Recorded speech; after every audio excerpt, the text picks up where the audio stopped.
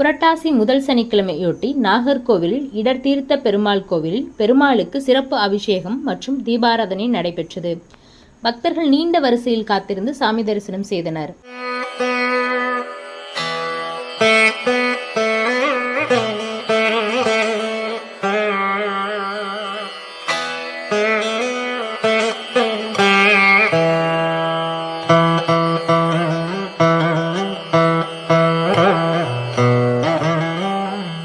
புரட்டாசி மாதம் பெருமாளுக்கு உகந்த மாதமாக சொல்லப்படுகிறது.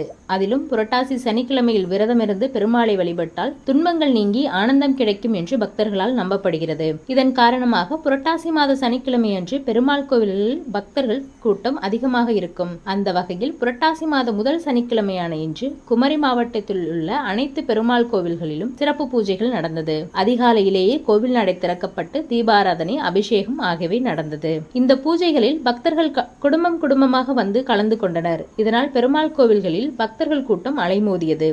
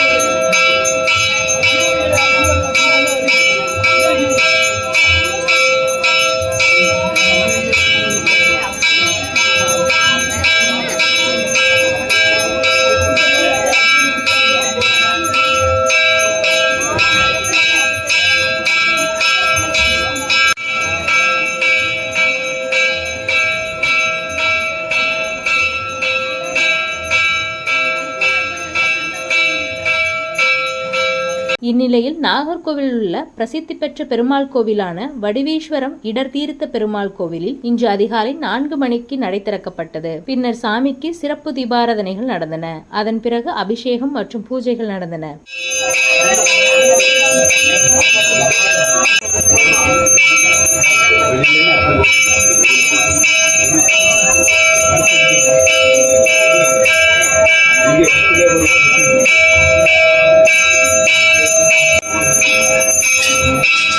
முன்னதாக பெருமாளை தரிசிப்பதற்காக ஏராளமான ஆண்களும் பெண்களும் கோவில்களில் குவிந்தனர். இதனால் பக்தர்கள் கூட்டம் அதிகமாக இருந்தது. பக்தர்கள் நீண்ட வரிசையில் நின்று பெருமாளை தரிசனம் செய்தனர். அப்போது பக்தர்களுக்கு பிரசாதம் வழங்கப்பட்டது.